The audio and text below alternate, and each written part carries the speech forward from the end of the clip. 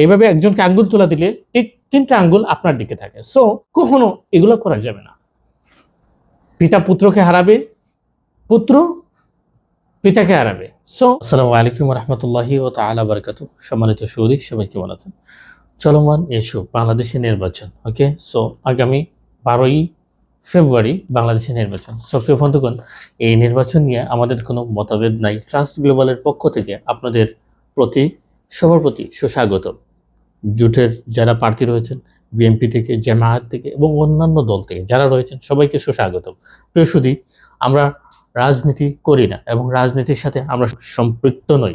Trust global ইন্টারন্যাশনালের পক্ষ থেকে সবাইকে আবারও সুস্বাগতম। তবে প্রিয় বন্ধুগণ, আগামী 12 তারিখ যে নির্বাচন হচ্ছে, সে নির্বাচন আমরা বলবো না আপনি আপনার ইচ্ছা মতো যাকে খুশি তাকে ভোট দেন।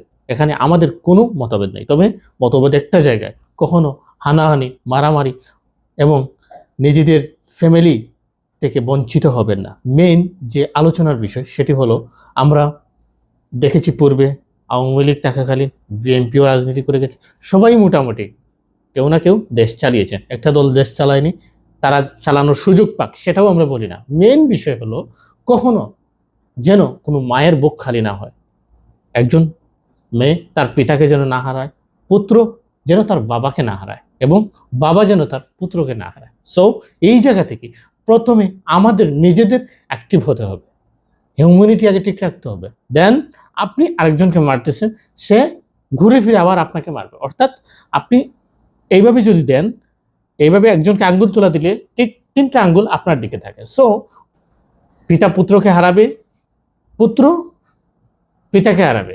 সো এই রাজনীতি থেকে আমাদের বেরিয়ে আসতে হবে। আমরা চাই বাংলাদেশের 12ই ফেব্রুয়ারি যে নির্বাচন হচ্ছে, ইলেকশন হচ্ছে, সেটা যেন সুস্থভাবে হয় এবং এতটাই সুস্থ হয় যাতে করে কেউ কারো পুত্র না হারায়, কেউ যেন পুত্র হয়ে তার বাবা না হারায়। সো প্রিয় বন্ধুগণ, আপনারা নিশ্চয়ই দেখেছেন হাদি সহ আর অনেকেই আমাদের বাংলাদেশের ইতিহাসে রয়েছেন যারা এই দেশের জন্য জীবন দিয়েছেন। সো হাদি ভাই তো উনি নাথিং বলতে কি বোঝায়, অর্থাৎ উনি তো নতুন, ঠিক আছে। সো এর আগে অনেকেই জীবন দিয়েছেন। সো এটা মূল বিষয় না। মূল বিষয় হলো, প্রিয় বন্ধুগণ, আমাদের প্রত্যেককেই এটা করতে হবে, আমরা যেন আরেকজনের চেয়ার দখলের জন্য নিজেদের জীবন না দিয়ে দিই।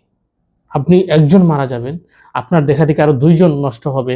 এভাবে হতে হতে একটা ফ্যামিলি ধ্বংস হয়ে যাবে। সো ফ্যামিলির কথা চিন্তা করতে হবে অ্যান্ড নিজের ইচ্ছা মতো যান, যে যাকে খুশি তাকে ভোট দেন। এটা আপনার ব্যক্তিগত ব্যাপার। সো প্রিয় বন্ধুগণ, ভালো থাকবেন, সুস্থ থাকবেন। আর রাজনীতির ব্যাপারটা, আমি যারা পিতা আছেন এবং যারা গার্ডিয়ান আছেন, আমি বলবো আপনাদের ছেলে মেয়েকে রাজনীতিতে কখনো সম্পৃক্ত হতে দিবেন না।